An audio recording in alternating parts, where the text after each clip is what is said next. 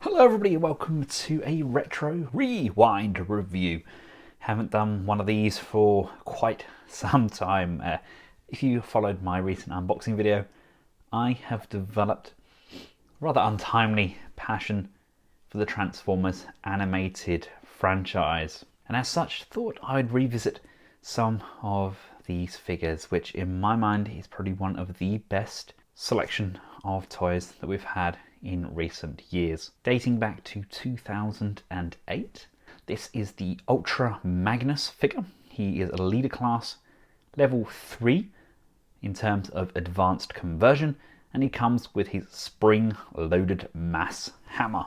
Side of the box shows us other figures available in the line. That's the Supreme Class kind of auto-changing Optimus Prime, very large figure.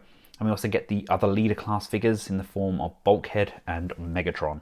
The back of the box, we just have Ultra Magnus in his bot mode and his vehicle mode. And we have a quick bio there telling us about the Elite Commander himself. And here we have him out of his plastic prison, wielding his hammer of justice there.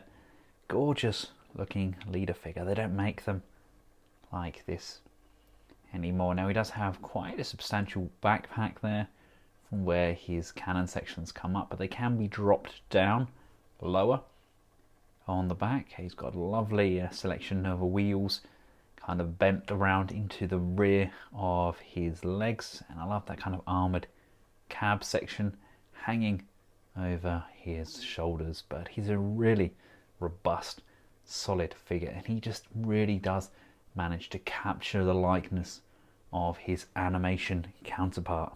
There's just something about those really kind of strong, stoic facial features. I love that really big, broad jaw, and that Elite Guard insignia really does pop.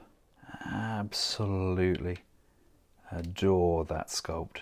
Here he is, along with some more of the Elite Guard, and of course Optimus Prime.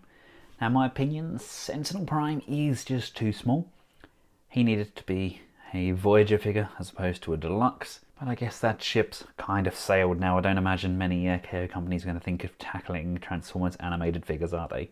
But as far as Leader Class figures go, Magnus does tower over the rest of those Elite Guard members, and he looks exceptional in doing so. And then when comparing him to more modern figures, we've got Studio Series and the MPM line there, so he still stands up as a fairly large figure, especially for the price. I know price is relative, obviously people earn more now than they did when this was released, but when this was released, this would have been the price of kind of what we pay now for a Voyager. Like I said, times do change. The Magnus does have this kind of open void at the back here, but that's so we can bring these weapons up, and they can come up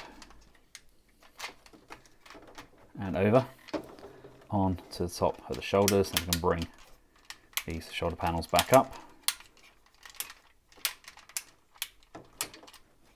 like so. So it really does just kind of come right up to the front. We've got these tabs on the side which bring these cannons out and back down. So again, up and forwards, bringing the guns out to the top. And we also got Magnus done in a Roadbuster repaint as well, done in kind of a khaki colour. Easily more available than this guy, but it's just these animation colours really do tickle my fancy and float my boat. Magnus has a battery compartment stored underneath his armpit.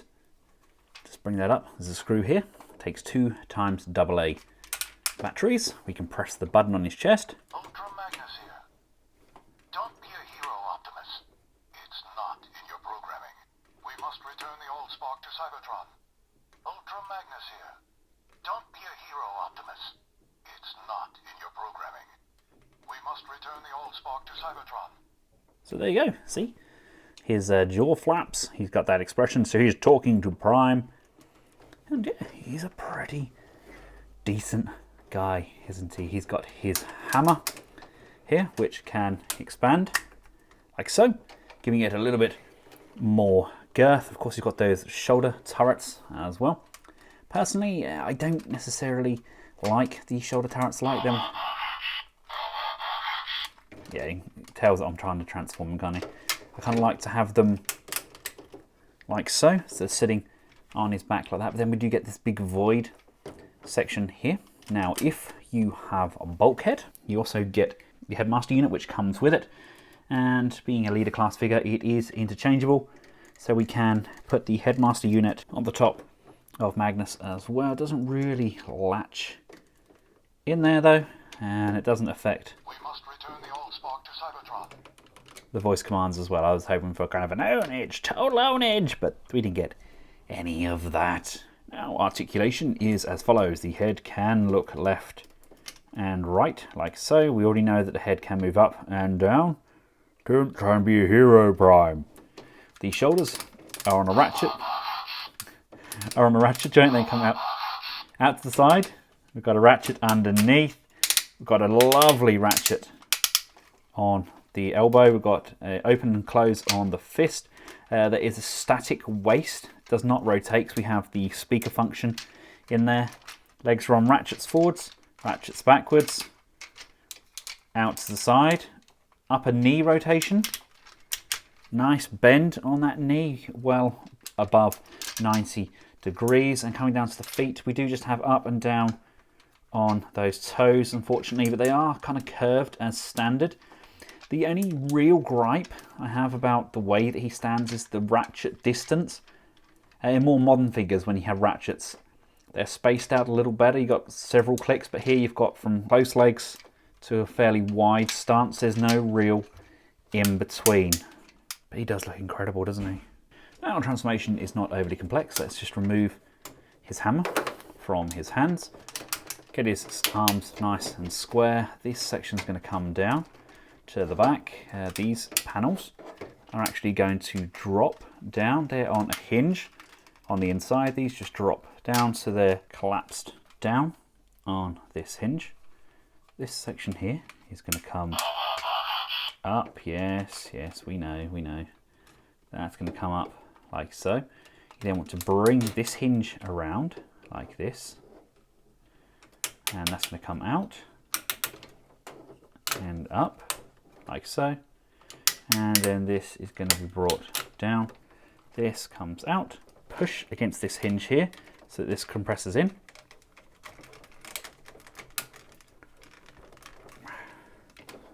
Which now brings these right the way into the middle. And we can bring and push and tab those firmly inwards. We then got this panel here. This is going to come up and that will line up with this one here. Flip these tabs up, extend out the leg pieces, and these wheels are on a rocking hinge. So it's going to rock up and over, and this is going to come all the way out. The feet are going to fold over. This is going to come out and around to the side for now, and that allows us to bend this leg all the way up and over to the top like so. Do that for both sides, and then just push and tab those again into the center. These tabs then come down, this comes down.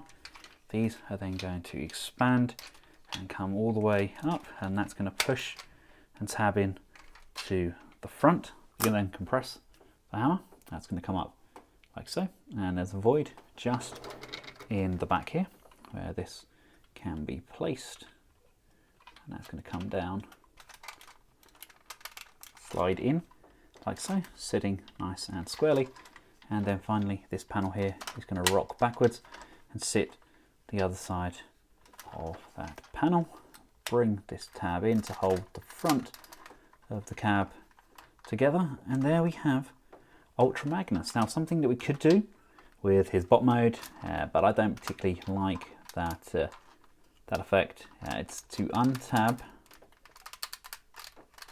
these front panels, and you can bring these cannon pieces up, and you could have them as cannons on his shoulders when he's in robot mode. I didn't particularly like how that looked personally, but I don't know, some people do, so that's definitely an option. You can have those, and of course we can also then bring these guns over as well, either individually or as a pair. They can just come up, and then we can bring those up like this, and like this. And then we kind of have Magnus in his kind of heavy artillery mode, big armoured car.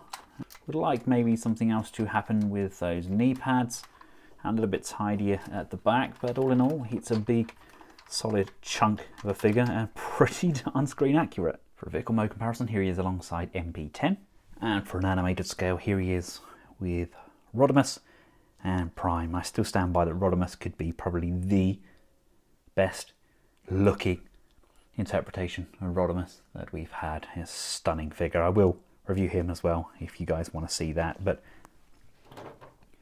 this is what I'm liking about their scale. I mean, they all scale really well. I mean, he's a Voyager, I've got a Deluxe and a Leader. That's three very distinctive scale groups.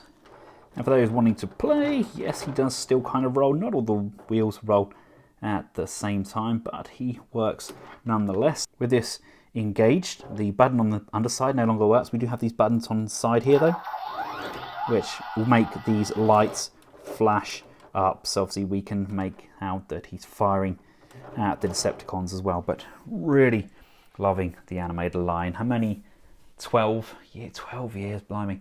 Many 12 years late to the party, but I've got an amazing selection of figures to pick from. Still a couple of extras en route. I've got Soundwave, Sunstorm and Bumblebee en route. I decided to go the route of the Activators.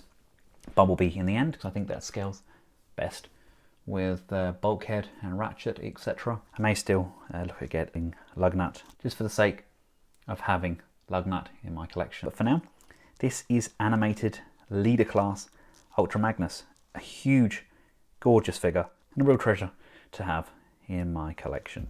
If this is your first time viewing the animated line, please, if you get a chance, go out and see if you can watch some of the show. Season 1 is a little bit slower than season 2 and 3, but all 3 seasons are remarkably well done with a great storyline, great voice acting, and incredibly smooth animation.